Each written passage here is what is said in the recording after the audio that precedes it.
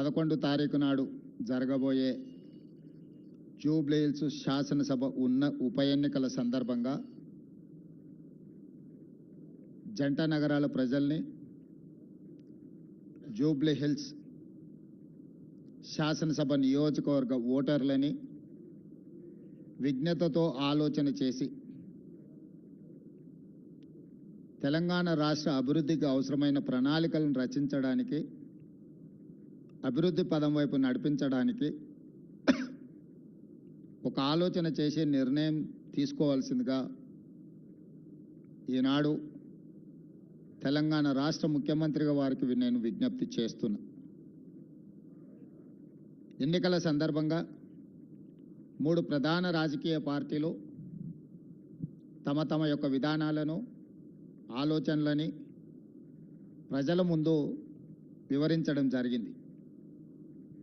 సరే, ఎవరు ఎన్ని మాట్లాడినా నేను ఒక సూచన చేయదలుచుకున్నా.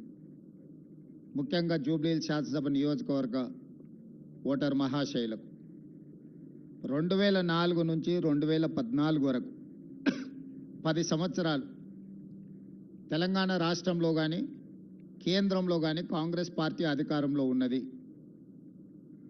2014 నుంచి 2024 వరకు 10 సంవత్సరాలు రాష్ట్రంలో బీఆర్ఎస్, కేంద్రంలో బీజేపీ అధికారంలో ఉంది.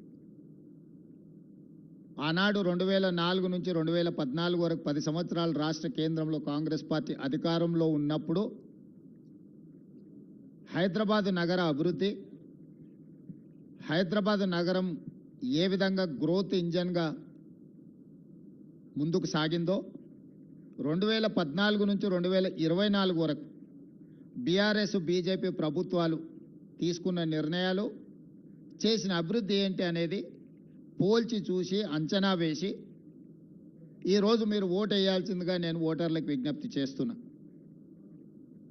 భారతదేశంలోనే మెట్రోపాలిటన్ నగరాలలో ఢిల్లీ, ముంబై, చెన్నై, బెంగళూరుతో పోటీ పడే విధంగా హైదరాబాద్ నగరం ఎప్పుడు అభివృద్ధి చెందింది?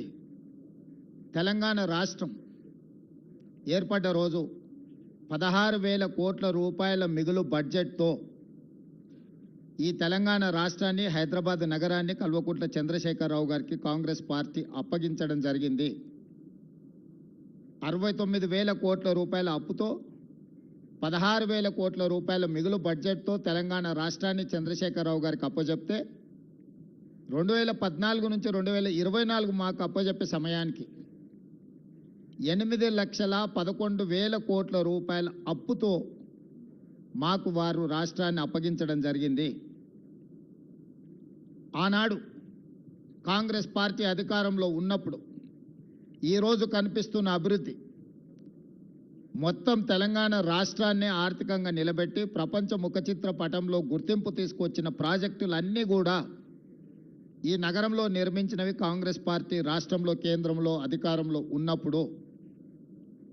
ప్రధానమంత్రిగా మన్మోహన్ సింగ్ గారు, ఉమ్మడి రాష్ట్ర ముఖ్యమంత్రిగా డాక్టర్ వైఎస్ రాజశేఖర రెడ్డి గారు, అంతకంటే ముందు కొనసాగించిన తెలుగుదేశం పార్టీ ప్రణాళికలను ముందుకు తీసుకెళ్లడమే కాకుండా ఈ నగరాన్ని ఒక గొప్ప నగరంగా, మహానగరంగా తీర్చిదిద్దిన మాట వాస్తవం కాదా? ఈనాడు కనిపిస్తున్న హైదరాబాద్ నగరంలో ఉన్న hi-tech city, outer ring road, అంతర్జాతీయ airport, metro rail, Krishna Godavari జలాల తాగునీటి పథకాల ప్రణాళికలు, అదేవిధంగా విద్యకు సంబంధించి ఒక నాలెడ్జ్ హబ్గా తయారు చేయాలని ఐఎస్బి, నల్సర్ యూనివర్సిటీ, IIIT ఇట్లాంటి గొప్ప విద్యా సంస్థల్ని ఆనాడు కాంగ్రెస్ పార్టీ ఈ రాష్ట్రానికి, నగరానికి తీసుకొచ్చింది. ఎక్కడ కూడా వివక్ష చూపించకుండా తెలుగుదేశం పార్టీ ఆలోచనలో అవసరమైన అభివృద్ధిని ఆ 10 సంవత్సరాలు కాంగ్రెస్ పార్టీ కొనసాగించడం వల్ల ఈరోజు అంతర్జాతీయ ప్రమాణాలతో కూడుకున్న నగరంగా 16,000 కోట్ల రూపాయల మిగులు బడ్జెట్తో తెలంగాణ రాష్ట్రాన్ని చంద్రశేఖరరావు గారికి అప్పచెప్పినాము. మీడియా మిత్రులకు ఈరోజు నేను విజ్ఞప్తి చేస్తున్నా, ఈ గ్రోత్ ఇంజన్స్ మొత్తం కాంగ్రెస్ పార్టీ తీసుకొచ్చినాయి కదా. ఈరోజు ఐటీ కంపెనీలు, ఫార్మా కంపెనీలు, విద్యా సంస్థలు, మెట్రో రైలు, మెట్రో జలాలు, outer ring road, hitech city, అంతర్జాతీయ airport, knowledge park, financial district, American consulate, ఇతర దేశాలకు సంబంధించిన కౌన్సిలేట్ జనరల్స్ని హైదరాబాద్కి రప్పించి ఈ హైదరాబాద్ నగరానికి అంతర్జాతీయ గుర్తింపు తీసుకొచ్చింది 2004 నుంచి 2014 సంవత్సరంలో కాదా? ఇదే కాదు, 2013 సంవత్సరంలో ఐటీ ఉద్యోగాలను పెంచాలని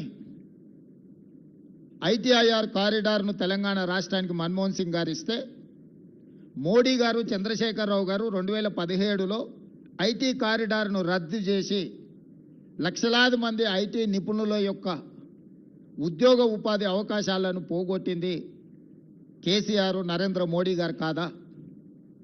ఈరోజు ప్రత్యక్షంగా లక్షలాది ఉద్యోగాలు, లక్షలాది కోట్ల రూపాయల ఆదాయం ఈ రాష్ట్రానికి వచ్చింది అని అంటే 2004 నుంచి 2014 వరకు ఆనాటి ప్రభుత్వం తీసుకున్న భవిష్యత్ కార్యాచరణ కాదా? మరి 2014 నుంచి 2024 వరకు చంద్రశేఖరరావు గారు, నరేంద్ర మోడీ గారు, కిషన్ రెడ్డి గారు, కేటీఆర్ ఈ నలుగురు కలిసి హైదరాబాద్ నగరంలో చేసిన అభివృద్ధి ఏదో ఒకటి చెప్పండి. వరదలు వచ్చినప్పుడు హైదరాబాద్ నగరం నిండా మునిగిపోతే కేంద్రం నుంచి చిల్లి గవ్వ కూడా కిషన్ రెడ్డి గారు తీసుకురాలి కేంద్ర మంత్రిగా. సచివాలయంలో ఉన్న దేవాలయాన్ని కూలగొడితే కూడా, సచివాలయంలో ఉన్న మసీదును కేసీఆర్ కూలగొడితే కూడా, కిషన్ రెడ్డి గారు సొంత నియోజకవర్గంలో ఇంత దుర్మార్గం జరుగుతూ కూడా ప్రశ్నించలేదు. వాళ్ళు పదే పదే చెప్పే కమాండ్ కంట్రోల్ రూమ్, సచివాలయం, ప్రగతి భవన్, కాళేశ్వరం ప్రారంభించి పూర్తి చేసినవి ఈ 4 చంద్రశేఖరరావు తెలంగాణ రాష్ట్రంలో. 1,50,000 కోట్ల రూపాయల అంచనాలతో మొదలుపెట్టిన కాళేశ్వరం 1,02,000 కోట్ల రూపాయల బిల్లులు చెల్లించిండు కాంట్రాక్టర్లు. కాళేశ్వరం కట్టడం, కాళేశ్వరం కూడడం 3 సంవత్సరాలలో జరిగిపోయింది. 1,00,000 కోట్ల రూపాయలు గోదావరి పాలైపోయినాయి. ప్రగతి భవన్ ఆయన విలాసవంతమైన జీవితాన్ని సేదతీరడానికి మాత్రం ఉపయోగపడ్డది తప్ప, గద్దరన్న లాంటి వాళ్ళని ప్రగతి భవన్ గేటు దగ్గర గంటల కొద్దీ ఎండలో కూర్చోబెట్టింది తప్ప, పేద ప్రజలకు ప్రవేశం లేని, తెలంగాణ పేద ప్రజలకు ప్రవేశం లేని నిషేధాజ్ఞలు ఉన్న ప్రగతి భవన్ కేవలం చంద్రశేఖరరావు గారికి, వారి కుటుంబానికి ఉపయోగపడ్డది తప్ప తెలంగాణ రాష్ట్ర ప్రజలకు ఏమైనా ఉపయోగపడ్డదా? ఈరోజు మేము కట్టినమని చెప్పుకుంటున్న సచివాలయం ఉమ్మడి రాష్ట్రానికే పరిపాలనను అందించి 23 జిల్లాలను దాదాపుగా 10 కోట్ల ఉమ్మడి రాష్ట్ర ప్రజలకు పరిపాలన అందించిన వసతులున్న నికార్సైన ఉమ్మడి ఆంధ్రప్రదేశ్ సచివాలయాన్ని కూలగొట్టి 2,000 కోట్ల రూపాయలు ఖర్చు పెట్టి కట్టిన సచివాలయం కేవలం కొడుకు రాజకీయ భవిష్యత్తు కోసం వాస్తును సరిదిద్దడానికే కూలగొట్టి కొత్తది నిర్మించిండు. కొత్తగా ఏమైనా ప్రజలకు ఆ సచివాలయం వల్ల అదనపు సౌలభ్యం ఏమైనా వనకూరిందా? అదనపు ప్రయోజనం ఏమైనా ఉన్నదా? ప్రభుత్వంలో సచివాలయం కట్టడం వల్ల నూతనంగా ఏమైనా ఉద్యోగాలు వచ్చినాయా?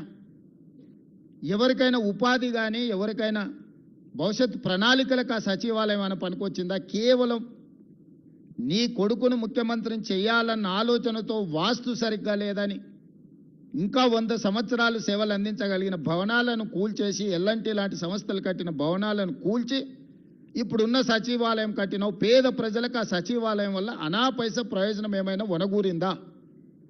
కమాండ్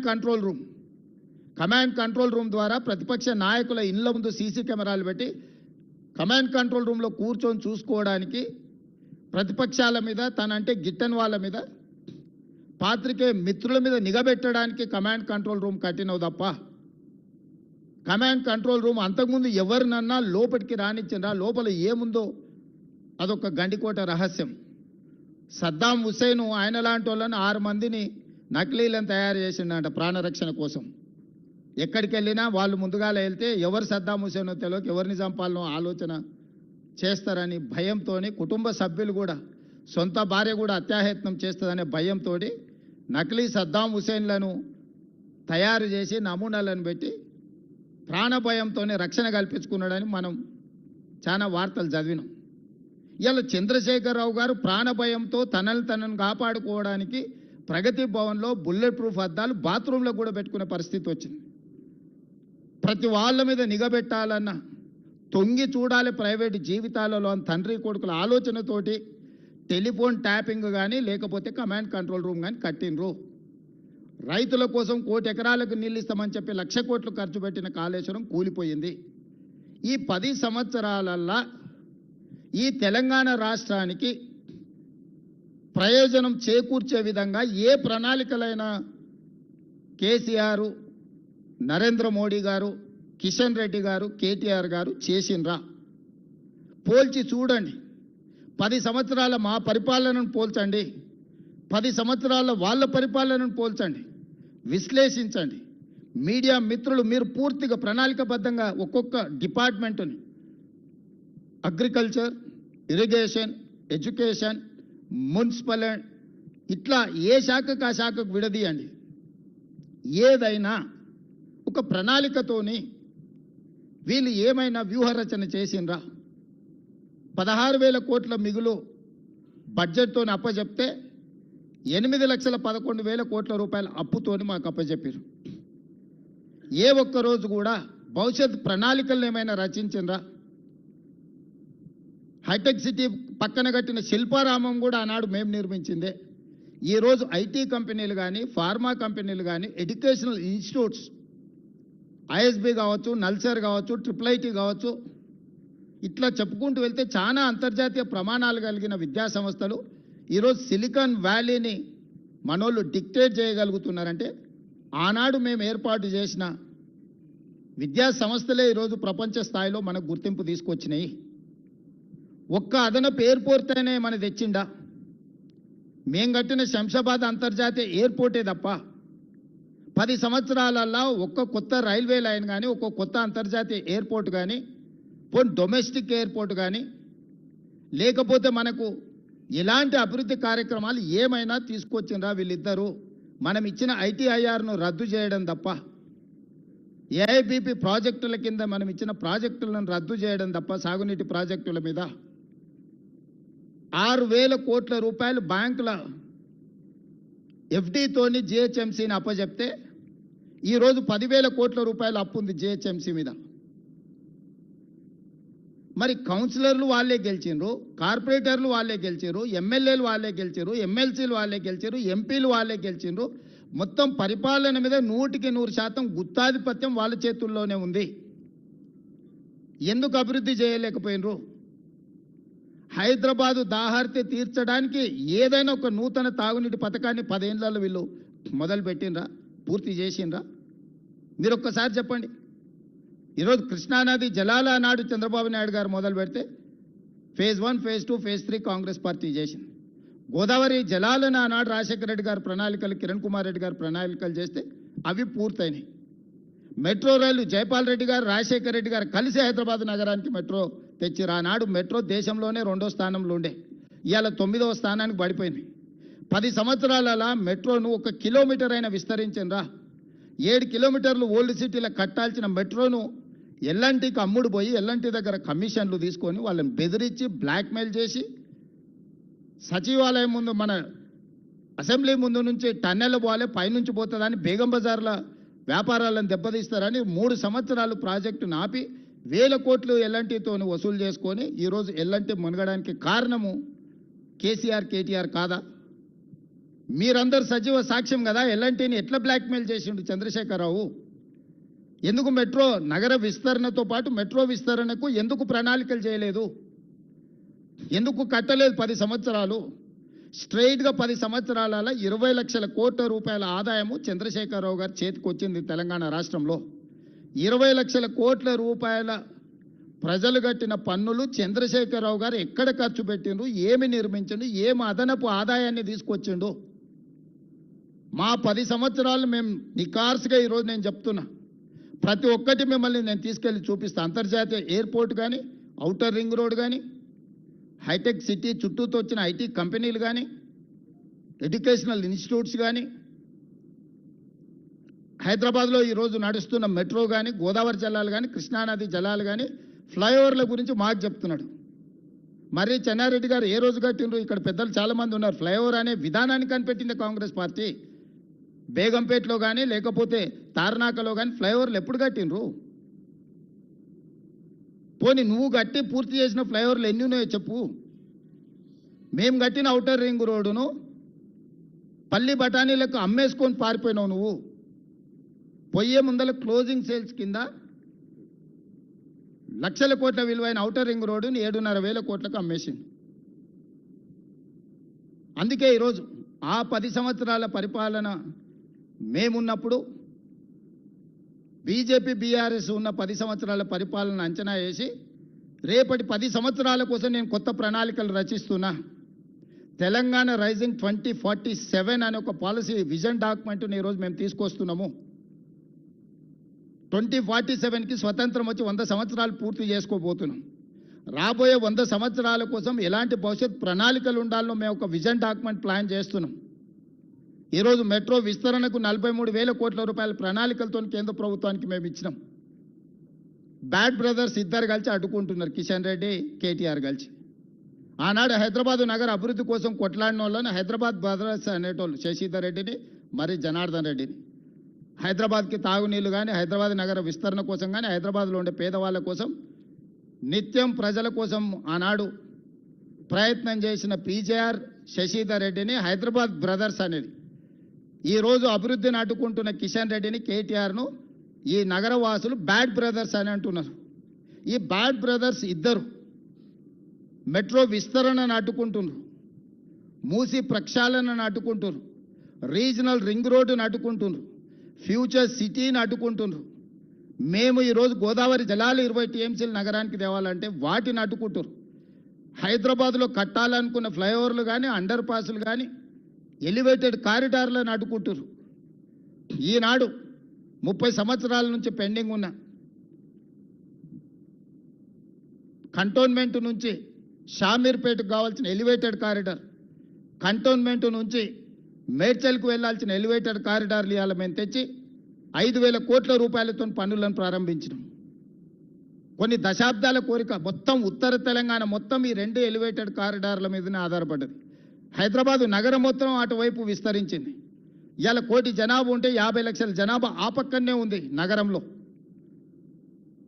కరీంనగర్, ఆదిలాబాద్ నుంచి మొదలు పెడితే ఉత్తర తెలంగాణ మొత్తం ఆ 2 ఎలివేటెడ్ కారిడార్ల మీద ఉంది. 10 సంవత్సరాలు మీరు అనుమతి ప్రయత్నం చేయలేదు. కేవలం సచివాలయం కోసం ఆర్మీ ల్యాండ్ని 50 ఎకరాలు ఇవ్వలేదని వాళ్ళతో పంచాయతీ పెట్టుకొని పక్కన పెడితే వచ్చిన 100 రోజుల్లోనే ఆ సమస్యను పరిష్కరించి ఈరోజు ఆ ఎలివేటెడ్ కారిడార్లకు ఈరోజు ప్రణాళికలు వేసి మేము ముందుకు వెళ్తున్నాం.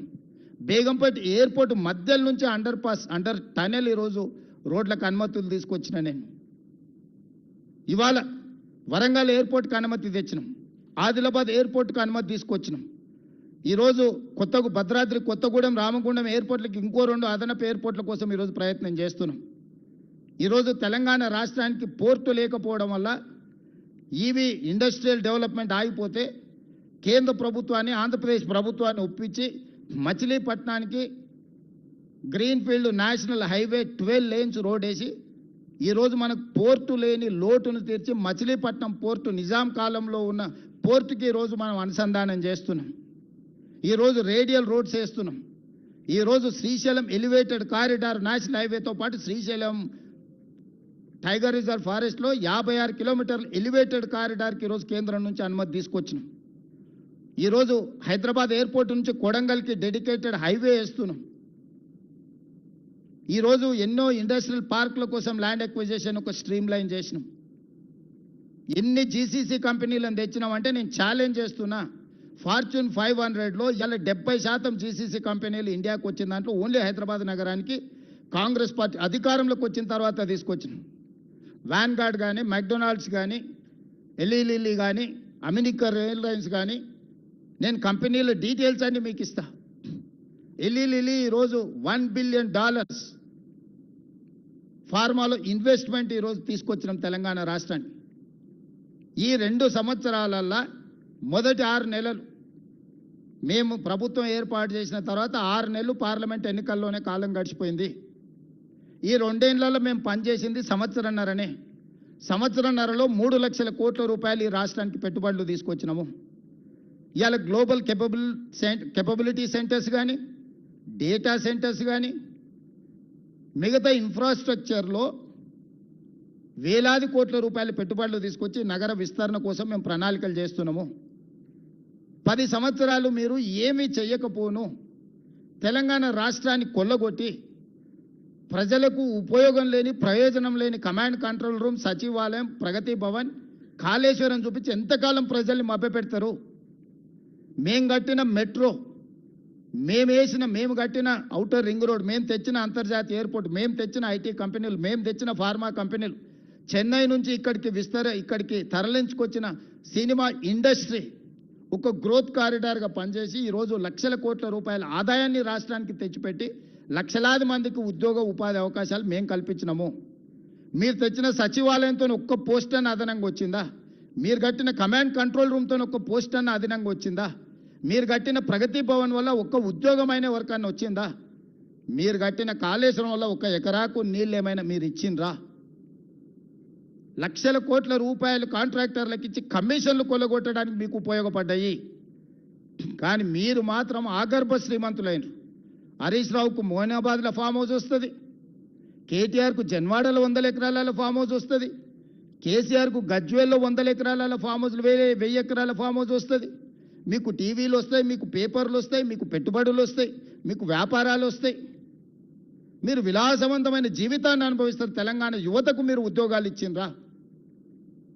మీరు నోటిఫికేషన్లు కొన్ని నోటిఫికేషన్లు ఇస్తే ప్రశ్నపత్రాలు పరీక్షలు నిర్వహించకపోవడం, కొన్ని పరీక్షలు నిర్వహిస్తే ప్రశ్నపత్రాలు బజార్లలో పల్లి బఠానీలలాగా అమ్ముతుంటే 2011 తర్వాత 2025 వరకు గ్రూప్ 1 ఉద్యోగాలు మీరు నిర్వహించకపోతే, నేను వచ్చిన తర్వాత group 1, group 2, group 3, group 4, medical and health, police department సంవత్సరన్నర తిరిగే లోపల 70,000 ప్రభుత్వ ఉద్యోగ నియామకాలు చేపట్టి నిరుద్యోగ యువకుల సమస్యను మేము పరిష్కరించినాము. ప్రతి ఉద్యోగి మేము ఇచ్చిన వాళ్ళ వివరాలు ఈరోజు మీడియాకి ఇస్తాం మేము ఎప్పుడు కావాలంటే అప్పుడు. ఇట్లాంటి తప్పుడు మాటలు మాట్లాడతారని ఎల్బీ స్టేడియంలో, శిల్పారామంలో ప్రజల కళ్ళ ముందు 562 మంది గ్రూప్ 1 ఉద్యోగాలు, ఇలా దాదాపుగా డిఎస్పీలు ఎంతమంది ఉన్నారో 120 ఆడపిల్లలు ఎంతమంది డిఎస్పీలు ఉన్నారో ఇలా పేపర్లలో రాశారు. గ్రూప్ 2లో 783 మందికి మీ అందరు సాక్షిగా నేను నియామక పత్రాలు ఇచ్చిన. మెడికల్ అండ్ హెల్త్ కావచ్చు, పోలీస్ డిపార్ట్మెంట్ కావచ్చు, టీచర్లు 60 రోజుల్లోనే 11,000 ఉద్యోగాలు నోటిఫికేషన్లు ఇచ్చి, పరీక్ష ఫలితాలు ఇచ్చి, నియామక పత్రాలు అందజేసిన. ఈరోజు స్పోర్ట్స్ యూనివర్సిటీ, మీరు స్పోర్ట్స్ని కంప్లీట్ నిర్లక్ష్యం చేశారు, మూసేసారు. ఏందయ్యా కేటీఆర్ ఈ నగరానికి తీసుకొచ్చింది ఒక గొప్ప వరం అంటే గంజాయి, డ్రగ్స్. పండగ పూట కూడా దీపావళి పండుగ చుచ్చుబుడ్లు కాల్చుకోవాల్సిన దగ్గర గంజాయి దమ్ము కొట్టాలి, డ్రగ్స్ సేవించాలి. ఈ నగరాన్ని ఒక డ్రగ్స్ అడ్డాగా కేంద్రంగా మార్చింది కేటీఆర్. నేను నిర్దిష్టమైన ఆరోపణ చేస్తున్నా. నువ్వు కలిసి తిరిగిన కేదార్ దుబాయ్లో డ్రగ్స్ మోతాదు మించి చచ్చిపోయినట్టు రిపోర్ట్లు రాలేదా? నీకు అత్యంత సన్నిహితుడు కదా, నీ వ్యాపార పార్ట్నర్ కదా. నీ బావమరిది ఫామ్ హౌస్లో దొరికిన వాడు డ్రగ్స్ కొకైన్ తీసుకొని దొరికింది నిజం కాదా? 111 జీవోలో వయలేట్ చేసి వందలాది వేలాది ఎకరాలలో మీరు ఫామ్ హౌస్లు, మీరు మీ అనుచరులు ఫామ్ హౌస్లు కట్టుకొని నిబంధనలు తుంగలో దొక్కి హిమాయత్ సాగర్, ఉస్మాన్ సాగర్ని నిర్వీర్యం చేయాలనుకొని దాన్ని మూసేసి దాన్ని సర్వనాశనం చేయడానికి మీరు కంకణం కట్టుకుంటే పునరుద్ధరించడానికి ఈరోజు మేము ప్రయత్నం చేస్తున్నాం. గోదావరి జలాలు తీసుకొచ్చి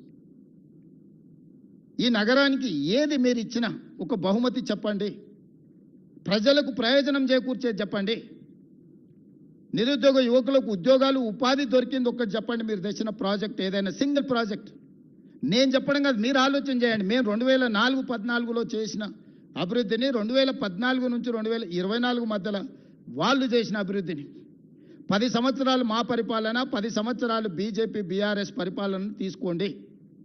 నరేంద్ర మోడీ గారైనా, చంద్రశేఖరరావు గారైనా గత 10 సంవత్సరాలుగా వాళ్ళు చేసిన ప్రణాళికలు ఏంటివి, తెచ్చిందేందో ఎక్కడ నిలబడి చర్చ చేద్దామన్నా నేను సిద్ధం. కేటీఆర్, కిషన్ రెడ్డిని ఇద్దరిని కలిసిరమని అడుగుతున్న, బ్యాడ్ బ్రదర్స్ని ఇద్దరిని. ఇవాళ ఈ నగరాన్ని అభివృద్ధి చేయాలంటే మాకు బీఆర్ఎస్ బీజేపీ ఎమ్మెల్యేలు ఎంపీలు అడ్డంకిగా మారినరు, చీడ పురుగుల్లాగా తయారైనరు. కంటోన్మెంట్లో కాంగ్రెస్ గెలిస్తే 5,000 కోట్ల రూపాయలతో అభివృద్ధి పనులు మొదలుపెట్టాం. ఇవాళ జూబ్లీ హిల్స్లో గెలిస్తే ఇక్కడ నగరంలో అభివృద్ధి చేయడానికి నాకు సహకారం అందుతుంది. ఇవాళ అందుకే జూబ్లీ హిల్స్ కాంగ్రెస్ గెలవాల్సిన అవసరం ఉంది. నగరాన్ని అభివృద్ధి చేయాలంటే ప్రజాప్రతినిధుల సహకారం అవసరం. ఈరోజు ఓల్డ్ సిటీలో ఎంఐఎం నాకు సహకరించినందుకు 20 ఏళ్ల నుంచి ఆగిపోయిన గౌలిగూడ నుంచి చంద్రాయన్గుట్ట ఓల్డ్ సిటీ మెట్రో రైలు ఈరోజు పనులు వేగంగా జరుగుతున్నాయి. అండర్ గ్రౌండ్ డ్రైనేజ్ పనులు జరుగుతున్నాయి. మిరాలం ట్యాంకులో elevated road bridge, cable bridge ఈరోజు 500 కోట్లతో పనులు ప్రారంభమైనాయి. ఆరాంగఢ్ బ్రిడ్జ్ను కంప్లీట్ చేయగలిగిన నేను. ఓల్డ్ సిటీలో రోడ్ల విస్తరణ పనులు నేను పూర్తి చేయగలిగిన. దాదాపుగా 4-5 వేల కోట్ల రూపాయలు ఈ 2 ఏళ్లలో ఓల్డ్ సిటీ అభివృద్ధి పనుల కోసం నేను నిధులు మంజూరు చేసి నేనే స్వయంగా పర్యవేక్షించి క్షేత్రస్థాయిలో నేనే చేస్తున్నా. మరి బీజేపీ బీఆర్ఎస్ మాకు సహకరించి ఉంటే ఈ నగరం అభివృద్ధి జరుగుతుంది కదా. ఈరోజు నేను ఏం అడుగుతున్నా, ఒక ఓటు అడుగుతున్నా. ఈ ఓటు ద్వారా అభివృద్ధి చేసుకుందాం, మెట్రో విస్తరించుకుందాం, నగరానికి గోదావరి జలాలు తెచ్చుకుందాం, మూసీ నది ప్రక్షాళన చేసుకుందాం. కిషన్ రెడ్డి గారిని సూటిగా అడుగుతున్నా. అహ్మదాబాదులో ఒక నూతన నగరం నిర్మించుకున్నారు. అహ్మదాబాద్లో సబర్మతి రివర్ ఫ్రంట్ అని నదీ ప్రక్షాళన చేసుకున్నారు. ఉత్తరప్రదేశ్లో గంగా నది ప్రక్షాళన చేసుకుని 1,000 కోట్ల రూపాయలు కేంద్ర ప్రభుత్వం నిధులు ఇచ్చింది. ఈరోజు ఢిల్లీలో మీ ప్రభుత్వం యమునా నది ప్రక్షాళన చేస్తామని 1,000 కోట్ల రూపాయలు కేంద్ర ప్రభుత్వం నిధులు ఇస్తుంది. ఉత్తరప్రదేశ్కు నదీ ప్రక్షాళన జరగవచ్చు, ఢిల్లీలో నది ప్రక్షాళన జరగవచ్చు, గుజరాత్లో నది ప్రక్షాళన జరగవచ్చు. ఈ 3 రాష్ట్రాలు అభివృద్ధి చేసుకోవచ్చు. మరి మూసీ నది ప్రక్షాళన మనకొద్దా? ఎందుకు పగబట్టినావు కిషన్ రెడ్డి? ఎందుకు కేటీఆర్కు సహకరిస్తున్నావు? ఎందుకు కేటీఆర్కు లొంగిపోయినావు? కేటీఆర్ అనేవాడు ఒక విషపురుగు, విష సంస్కృతిని తీసుకొచ్చినోడు. గంజాయి డ్రగ్స్ను స్కూల్ పిల్లలకు కూడా స్కూళ్ళ ముందు గంజాయి చాక్లెట్లు స్కూల్ పిల్లలకు అమ్ముకున్న పరిస్థితి తెలంగాణ రాష్ట్రంలో వచ్చింది. ఎయిర్పోర్ట్ పక్కనే, ఔటర్ రింగ్ రోడ్ పక్కనే డాక్టర్ ఆడపిల్లను అన్యాయంగా రేప్ మర్డర్, నిర్దాక్షిణ్యంగా రేప్ అండ్ మర్డర్. సింగరేణి కాలనీలో 6 సంవత్సరాల అమ్మాయిని గంజాయి మత్తులో చంపినరు. వాళ్ళ పరిపాలనలో ఇట్లాంటి దుర్మార్గాలు ఎన్ని జరిగినాయి? జవహర్ నగర్ ప్రాంతంలో ఎన్ని దారుణాలు జరిగినాయి? మేము వచ్చినాక శాంతి భద్రతలను పర్యవేక్షించి కఠినంగా వ్యవహరిస్తున్నాం. గ్రేటర్ హైదరాబాద్ పరిధిలో 695 చెరువులు ఉంటే 44 చెరువుల 100% టీఆర్ఎస్ వాళ్ళు ఆక్రమించుకొని కప్పేసి కట్టేసి అమ్మేసుకున్నారు. 127 చెరువులు ఇవాళ పాక్షికంగా ఆక్రమించుకొని మొత్తాన్ని ఆక్రమించుకునే ప్రయత్నం చేస్తున్నారు. ఇవాళ ఎందుకు హైడ్రా మీద విషం చెమ్ముతుండ్రు? మీరు ఆక్రమించుకున్న చెరువులను కబ్జాలు ఇడిపిస్తున్నందుకే కదా. బతుకమ్మ కుంట ఎవరయ్యా కబ్జా పెట్టుకుంది? ఎడ్ల సుధాకర్ రెడ్డి అని అంబర్పేట టీఆర్ఎస్ ఇన్ఛార్జ్ కాదా? చంద్రశేఖరరావు పోతే హెలికాప్టర్లో పూల వర్షం కురిపించిందని నజరాని కింద బతుకమ్మ కుంట ఎడ్ల సుధాకర్ రెడ్డి కట్టబడితే మెడల మీద 4 దెబ్బలు కొట్టి మొత్తం అవతల పడేసి ఇవాళ హైడ్రా ఖాళీ చేసి బతుకమ్మ కుంటను పునరుద్ధరించి మొన్నటి బతుకమ్మ అక్కడ మేము పండుగ జరిపినాం. ఇది నిజం కాదా? తుమ్మిడి కుంట ఇన్కన్వెన్షన్ నాగార్జున గారు ఆక్రమించుకుంటే ఎన్నిసార్లు విజ్ఞప్తి చేసినా వినకపోతే ఉన్నది ఉన్నట్టు మొత్తం కూల్చి ఈరోజు తొమ్మిడి కుంటని ఈరోజు పునరుద్ధరిస్తలేమా? సున్నం చెరువును ఆక్రమించుకున్నారు, నల్ల చెరువును కుక్కట్పల్లిలో ఆక్రమించుకున్నారు. ఇట్లాంటివి ఎన్నో చెరువులను మీరే కదా. బేగంపేటలో ఒక మొత్తం 30 కాలనీలు మునిగిపోయేటట్టు 100 మీటర్లు ఉన్న మూసిని మన నాలాన్ని ఆక్రమించుకొని కడితే కూలగొడితే నిన్న మన పాలాభిషేకాలు చేస్తలేరా? ఈరోజు చెరువును ఆక్రమించుకుంటే తొలగించినము. చెరువులు ఆక్రమించుకున్న దాంట్లో పెద్దోళ్ళే కాదు, ఎవరైనా తెలియని అమాయకులు పేదవాళ్ళు ఉంటే వాళ్ళకి కొంత కష్టం వచ్చి ఉండొచ్చు. వాళ్ళకి డబుల్ బెడ్రూమ్ ఇల్లు ఇస్తామని చెప్పినాం, అధికారులను నేను పంపించిన. వాళ్ళకి ఏం చేద్దామో చెప్పండి, వాళ్ళని ఆదుకుందామని చెప్పినా నేను. ఇప్పుడు పేదలకు అన్యాయం చేయడం మా ఉద్దేశం కాదు. చెరువును పునరుద్ధరించి ప్రజలకు అంకితం చేస్తే ఎప్పుడు లేనని వర్షాలు. నేను సూటిగా మీడియా మిత్రులను అడుగుతున్నా. చిన్న వర్షం వస్తే హైదరాబాద్ అంతా మునిగిపోయేది, ఇండ్లన్నీ నీళ్ళలో కొట్టుకుపోయేది, టీవీలు ఫ్రిడ్జులు మంచాలు పేదోళ్ళు ఏడ్చేది. ఈసారి ఎన్నిసార్లు 60 ఏళ్ళు 70 ఏళ్ళు 80 ఏళ్ళ కంటే ముందు కురిసినంత అత్యధిక వర్షపాతం ఈరోజు నగరంలో కురిస్తే ఏ కాలనీలైనా ముంపుకు గురైనాయా? ఏ రోడ్లైనా జలమయమైనవా వాటన్నిటిని హైడ్రాని పెట్టి ఒకప్పుడు చంద్రబాబు నాయుడు గారు వాటర్ హార్వెస్ట్ పిట్స్ అని తీసుకొస్తే నేను ఇప్పుడు వాటర్ హార్వెస్టింగ్ వెల్స్ అని 10 లక్షలు 20 లక్షల లీటర్ల నీళ్లను రోడ్ల మధ్యలోనే పెద్ద పెద్ద బావులు తయారు చేసి భూమిలో నీళ్లు ఇంకిపోయేటట్టు చేసి రోడ్ల మీదకి వచ్చే నీళ్లను భూమిలో పెద్ద బావులు తవ్వి దాంట్లలో నిల్వ చేసి భూమి గుంజుకునేటట్టు చేసిన ఇవాళ నేను. ఒకప్పుడు రాజ్భవన్ ముందర చిన్న వర్షం వస్తే ఎన్ని నీళ్లు ఉండేది మీరు అందరు సాక్ష్యం కదా. మక్తాకు పోవడానికి అవకాశం ఉండేనా? ఈనాడు ఆఫీస్ దగ్గర కేసీపీ గెస్ట్ హౌస్ దగ్గర ఎన్ని నీళ్లు ఉండేటివి? సచివాలయం ముందర ఎన్ని నీళ్లు ఉండేది? వీళ్ళు కొత్త కట్టిన సచివాలయం కూడా రాగానే నీళ్ళలో మునిగిపోలే. ఇవాళ ఎక్కడైనా ఇంత పెద్ద వర్షం వస్తే ఎక్కడైనా నీళ్లు నించున్నాయా? ఇవాళ హైడ్రాను పెట్టి హైడ్రా మీద ఈగల్ ఫోర్స్ మీద కంకణం కట్టుకున్నాడు కేటీఆర్ ఎట్లయినా వీటిని బంద్ చేయించాలని. ఈగల్ ఫోర్స్ ఏమో గంజాయి డ్రగ్స్ వల్ల సంగతి తేలుస్తుంది. ఇక్కడే కాదు గోవాల మూలాలు ఉన్నా పోయి పట్టుకొచ్చి లోపల బొక్కలేసి గంజాయి డ్రగ్స్ని ఈరోజు తొక్కి అనిచేసినాం. హైడ్రా ఈరోజు ఏండ్ల కొద్దీ పార్కులు ప్రభుత్వ భూములు వేల కోట్ల రూపాయలు దాదాపుగా 50-60 వేల కోట్ల రూపాయల ప్రభుత్వ భూములను ఈరోజు హైడ్రా కాపాడింది. స్పెసిఫిక్గా యూ టెల్ మీ హైడ్రా పలాని దగ్గర తప్పు చేసిందంటే చెప్పు, ఇద్దరం పోదాం నిజ నిర్ధారణ కమిటీ వేద్దాం. వద్ద అనేది ఏంది అంటే పార్కులు కబ్జా కావాలి, చెరువులు కబ్జా కావాలి, నాలాలు కబ్జా కావాలి, హైదరాబాద్ నగరం మునిగిపోవాలి, నీ స్వార్థం నిండాలి, నీ అవినీతి సొమ్ము పండాలి. ఇదేనా జీవితకాలం? ఇంతేనా? ఎంత సంపాదించుకుంటావు? చివరికి సొంత చెల్లెలకు వాటా ఇవ్వాల్సి వస్తుందని సొంత చెల్లెల్ని కూడా ఇంట్లోకి వెళ్ళి బయటికి నెట్టేసినావు. ఇంతకంటే ఎవడైనా నికృష్టుడు ఉంటాడా? పాత సామెతోటి ఉంది, కోతుల పంచాయతీ పిల్లి తీర్చిందని. హరీష్ రావు సంగతి మీరు అందరూ ఆలోచన చేయాలి. మెదక్లో జగ్గారెడ్డిని ఫస్ట్ బయటికి తోలేను అడ్డం వస్తాడని, విజయశాంతిని బయటికి తోలేను, రఘునందన్ రావుని బయటికి తోలేను.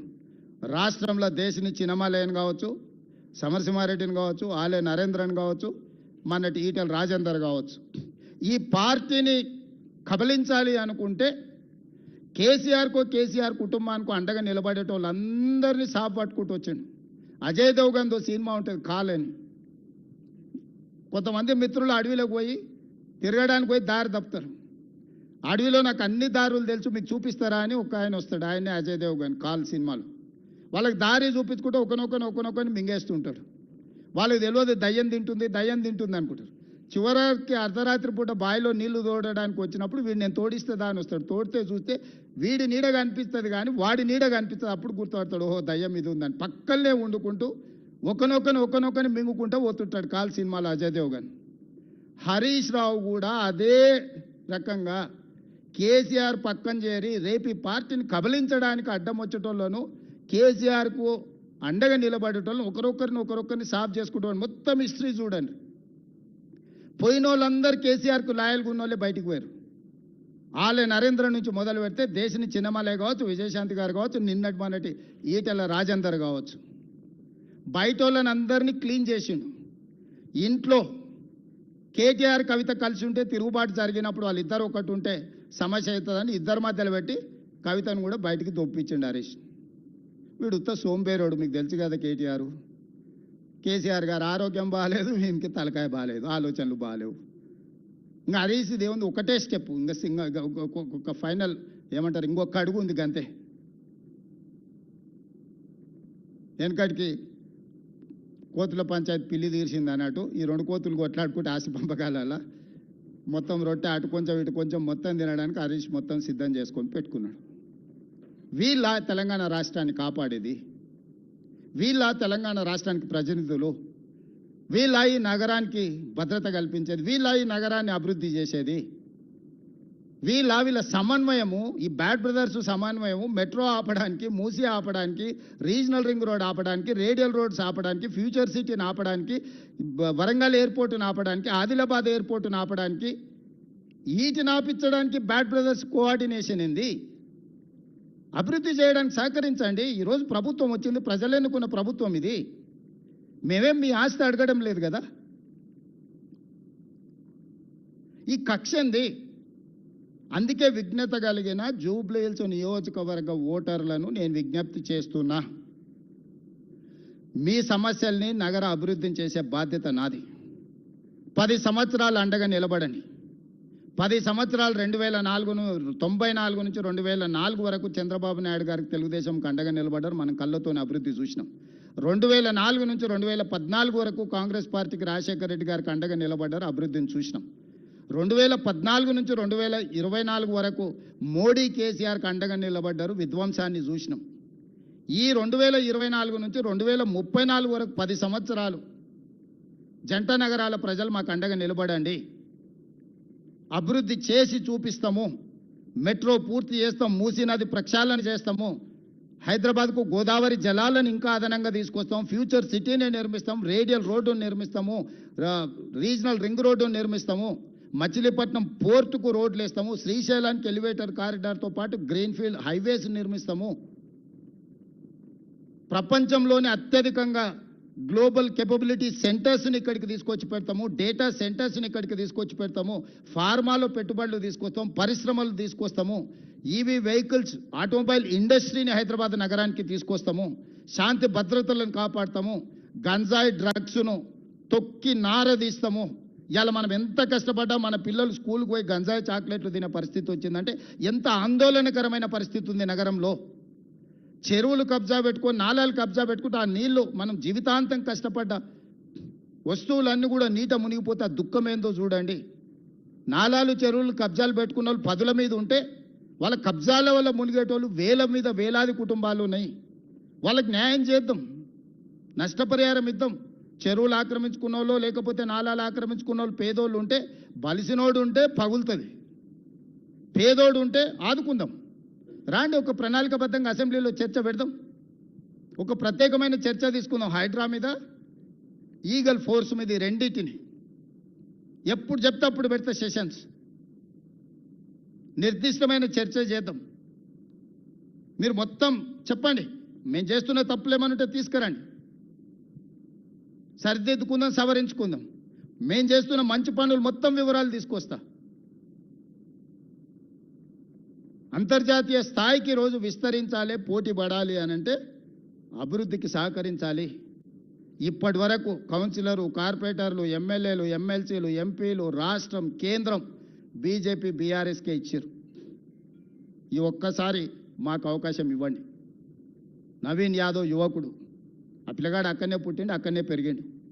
ఆ పిల్లగాడిని రౌడీ అని మాట్లాడుతారు. ఎవడా దీపావళి పండుగ రోజు గంజాయి కొట్టేటోడు రౌడీ అవుతాడా? గల్లీల పేదోళ్ళకి అండగా నిలబట్టోడు రౌడీ అవుతాడా? 10 ఏళ్ళ సినిమా హీరోల గెస్ట్ హౌస్లలో నువ్వు ఎట్లా గడిపినో లోకానికి అంతే తెలుసు. ఎప్పుడైనా సినిమా కార్మికుల గురించి ఏ రోజు అని పిలిచి మాట్లాడినవా? ఈరోజు మా ప్రభుత్వాలను పిలవడం, మాట్లాడడమే కాదు, లైఫ్ ఇన్సూరెన్స్, జీవిత బీమా, ఆరోగ్య బీమా, వాళ్ళ పిల్లల చదువులకు కావాల్సిన ప్రణాళికలు. రేపు సినిమా టికెట్ల ధరలు పెంచితే 20% వాళ్లకు వెల్ఫేర్ బోర్డుకి ఇస్తేనే సినిమా టికెట్ల ధరలు పెంచుతానని నేను మాట ఇచ్చిన. ఈరోజు చిత్రపురి కానీ, ఫిలిం నగర్ కానీ మేము కట్టినాయి కాదా, మేము ఇచ్చినాయి కాదా? ఈరోజు సినిమా ఇండస్ట్రీ 1964లో నంది అవార్డులు మేము మొదలుపెట్టినాం, కళాకారులను ప్రోత్సహించాలి. 10 ఏళ్ళు నువ్వు బంధు పెడితే మళ్ళీ గద్దరన్న పేరు మీద అవార్డ్స్ ఇచ్చింది మేము కాదా? ఈరోజు నంది అవార్డ్స్ నుంచి ఆస్కార్ అవార్డు వరకు తెలుగు ఫిల్మ్ ఇండస్ట్రీ విస్తరించిందంటే దానికి కాంగ్రెస్ కారణం కాదా? ఫిల్మ్ ఇండస్ట్రీ కోసం ఏదైనా కేసీఆర్, కేటీఆర్, బీజేపీ చేసింది ఒక్కటి ఉందా చెప్పండి? ఫిలిం నగర్ నుంచి, ఫిలిం నగర్ క్లబ్ నుంచి మొదలు పెడితే చిత్రపురి కాలనీ వరకు మేమే కదా చేసింది. కార్మికులను ఆదుకున్నది మేమే కదా. రేపటి వాళ్ళ భవిష్యత్తు ప్రణాళికలు. ఇప్పుడు బాలీవుడ్ వస్తుంది, రేపు హాలీవుడ్ను కూడా ఇక్కడ షూటింగ్లకు తెచ్చే బాధ్యత మేము తీసుకుంటాం. సినిమా పరిశ్రమను వాళ్ళని హక్కున పెట్టి చూసుకుంటాము, వాళ్ళ మంచి కోసమే కదా. నిఖత్ జరీన్, సిరాజ్కు డిఎస్పీ ఉద్యోగాలు ఎందుకు ఇచ్చినాం? క్రీడల్ని ప్రోత్సహించడానికి కదా. మొహమ్మద్ అజారుద్దీన్ ఈరోజు మంత్రిని చేస్తే కూడా మీకు కడుపుమంట. మా మంత్రివర్గంలో మా నాయకుడు ప్రజల కోసం ప్రాతినిధ్యం ఇస్తే మీకెందుకు దుఃఖము? నాకు అసలు అర్థమే కాలే. అసలు ఏంది వీళ్ళ ఆలోచన? భావదారిద్ర్యం ఏంది? దరిద్రపు కొట్టు ఆలోచనలు ఏంది? దుఃఖమేంది వీళ్ళది? మీ సమస్యలు కూడా పెండింగ్ ఉంటే నేను వచ్చినాకనే పరిష్కరించిన. మీకు నష్టం కోర్టు తీర్పు వల్ల జరిగింది. కానీ మీకు రాజశేఖర రెడ్డి గారు ఇచ్చిపోయిన ఇండ్ల పట్టాలు 10 ఏళ్ళు ఇవ్వకుండా పక్కన పెడితే నేనే కదా మీకు అందరికీ, మీ అందరితో భోజనం చేసి మీ అందరినీ మంచి చేయాలని ఒక అడుగు ముందుకు వేసినాం కదా. రేపు భవిష్యత్తులో కూడా మీకోసం ఏదైనా మంచి చేయాలని ఎట్లా దాని నుంచి బయటపడాలని చూస్తున్నాం కదా. మీ మంచి కోసం కూడా ఆలోచన చేస్తలేమా? పెద్దలు శ్రీనివాసరెడ్డి గారిని మీ తరఫున పెట్టలేదా? ఎవరిని వదిలేసినా మీరు చెప్పండి. విద్యార్థులను వదిలేసినామా, నిరుద్యోగ యువకులను వదిలేసినామా, రైతులను వదిలేసినామా, మహిళలను వదిలేసినామా, పాత్రికేయ మిత్రులను వదిలేసినామా, రాష్ట్ర ప్రజలను వదిలేసినామా గాలికి వాళ్ళలాగా? రోజులో 18 గంటలు మీతోనే కూర్చొని పనిచేస్తున్నా కదా. నేను ఎక్కడికి పోయినా తాటి చెట్టు లెక్క పెరిగిండు కానీ తలకాయ మోకాళ్ళలో కూడా లేదు అన్నట్టు, దూడకున్న బుద్ధి కూడా లేదు, దూలం లెక్క పెరిగిండు అని వెనకడికి పోవడం అన్నాడు. రేవంత్ రెడ్డి సచివాలయం వస్తున్నాడు. అసలు సిగ్గున్నదే మాట్లాడానికి? కమాండ్ కంట్రోల్ రూమ్ అయినా మా తాతదా? నా క్యాంప్ ఆఫీస్ కింద దాన్ని వాడుకుంటున్నా. రెగ్యులర్గా సచివాలయం నేను వచ్చి కూర్చొని సమస్యల మీద మాట్లాడుతున్నా. రోజులో 18 గంటలు ఎక్కడున్నా నా జీవితంలో కానీ, నా విధానంలో కానీ, నా నిర్ణయాలలో కానీ ప్రతిపక్షంలో ఉన్నప్పటికి ఇప్పటికి ఏమైనా మార్పు వచ్చిందా? మీ అందరితో వ్యవహరించే శైలి కానీ వాళ్ళలాగా ఏమన్నా దుర్మార్గంగా ఎప్పుడైనా వ్యవహరించిందా? అసలు నా పోలికేంది? నా గురించి మాట్లాడేది హరీష్ రావు? నువ్వు ఎప్పుడైనా అద్దంలో చూసుకో నా గురించి మాట్లాడే ముందు. నాదేముంది? సాదా సీదా జీవితము. నేనేం గవర్నమెంట్ ఢిల్లీకి పోయినా కూడా జనరల్ ఫ్లైట్లో పోతా. నేను మీలాక ప్రత్యేక విమానాలు, మీ దేవుళ్ళ మొక్కులు కూడా ప్రభుత్వం సొమ్ములతోని. కనకదూరు ముక్కుపుడు కానంటే ప్రభుత్వం సొమ్మే. వెంకటేశ్వర స్వామి తిరుమల తిరుపతి కొండ మీద దేవుడికి ఇస్తే ప్రభుత్వం సొమ్మే. చివరికి యాదగిరిగుట్ట టెంపుల్ నిర్మాణంలో అవినీతే. దేంట్లో మీరు వదిలింది? కోవిడ్ టైంలో ఎన్ని డొనేషన్స్ మీరు దిగమింగినరు. కోవిడ్ను కూడా వదలలేదు ప్రజలకు సేవ చేయాల్సిన సమయంలో. మీకు మాకు పోలికేందయ్యా? పొంతనేంది? ఇప్పుడు కూడా 3 సార్లు ఇచ్చిండ్రు జూబ్లీహిల్స్ వాళ్ళకే. ఏం చేసిండ్రు? 3 సార్లు బీజేపీకి ఇచ్చిండ్రు. ఏం చేసిండ్రు? కళ్ళ ముద్దలు ఉంది కదా. ఇప్పుడు సమస్యలు ఉన్నాయి. అయ్యో ఈడ చెత్త ఉంది, అయ్యో ఈడ మట్టి ఉంది, ఈడ కాలువల మోరీల బురద ఉంది అని అంటుంది. ఎవడు కారణము? అసలు సిగ్గాను ఉండాలి. అందుకే చెప్పిన చెత్తకుండి దగ్గర ఓ రోజు కట్టేసేయారు. కట్టేస్తే గొలుసు పెట్టి కట్టేస్తే తెలుస్తుంది, జ్ఞానోదయం కలుగుద్దేమో అట్లనా అని. అన్ని సమస్యలను పరిష్కరించి నగరాన్ని అంతర్జాతీయ ముఖచిత్రంలో పెట్టడానికి జూబ్లీహిల్స్ నియోజకవర్గ ఓటర్లను సహకరించాల్సిందిగా నేను విజ్ఞప్తి చేస్తున్నా. మీడియా మిత్రులకు కూడా సర్వేల గురించి నేను ఎక్కువ మాట్లాడదలుచుకోలే. సారు కారు 16 అన్నారు, పరారు అయిపోయారు. 100కి తగ్గేది లేదన్నారు, బొక్కలిరిగి బోర్ల పడ్డారు. ఒక 10 ఉదంతాలు చూసినాం. నేను ఏ సర్వే ఏజెన్సీలను ఎవరి గురించి నేనేం అనదలుచుకోలే. మనం బ్యాండ్ మేళం మనం డబ్బులు ఇచ్చి పిలుచుకుంటే వాడు మనం పాడవన్న పాట పాడతాడు, వేరే పాడతాడా? మనం ఒకవేళ సావుకు పిలిస్తే సావు పాట పాడమంటే సావు పాట పాడతాడు, కానీ పెళ్లి పాట పాడతాడు పాడాడు కదా. మనం నగదిచ్చి మనం సర్వే చేసుకుంటే మనకు అనుకూలంగానే ఇస్తాడు, వ్యతిరేకంగా ఎందుకు ఇస్తాడు? వాళ్ళు ఏదో నగదిచ్చారు, వాళ్ళు ఏదో చేసుకురు, వాళ్ళ మీద చర్చ అవుతుంది. నేను ఏ ఛానల్స్ని ఏ పేపర్లను ఎందుకు వేసిరని నేను అడగదలుచుకోలే. మీ ఇష్టం, మీ వ్యాపారం, మీ లాభం ఏది ఉంటే అదే చేసుకోరి. కాకపోతే 14 తారీఖు తర్వాత మీరు ప్రసారం చేసింది అక్కడ లేకపోతే మీరు ఏ విధంగా ఈ సమాజాన్ని ఎదుర్కొంటారో ఒక్కసారి అదొక్కటే ఆలోచన చేసుకోరు. సమాజాన్ని మీరు ఫేస్ చేయాలి కదా. నిజం నిప్పు లాంటిది 4వ పిల్లర్ ఏంటో చెప్తారు కదా. ఆ పిల్లర్ లేదు, 3 పిల్లర్లు ఉన్నాయి తెలంగాణలో అని చెప్తారా? నిప్పు కాస్త ఉప్పు అయింది, ఉప్పు కాస్త పప్పు అయిందని చెప్తారా? కాబట్టి దయచేసి కొన్ని పొలిటికల్ పార్టీ ఓన్డ్ మీడియా ఉంటుంది, అది మీడియా కింద మేము ఎప్పుడు చూస్తలేము. కరపత్రాల కిందనో పార్టీ కార్యకర్తల కిందనో ఇస్తాం. మనుషులుగా వాళ్ళను రిపోర్టర్ల అని మాకు విజిటింగ్ కార్డు ఇచ్చినా గౌరవిస్తున్న వ్యక్తులుగా వాళ్ళని రిపోర్టర్స్గా మేము ఎప్పుడు చూడం. కానీ న్యూట్రల్ జర్నలిజం చేసేవాళ్ళు చిన్న చిన్న ప్యాకేజీల దాంట్లో పోయి మాత్రం ఈ తప్పులు చేయబాకండి. నిజం అబద్ధం ఏముంది 14 తారీఖు నాడు ఈ సమయానికి మీకు తెలుస్తుంది, మాకు తెలుస్తుంది.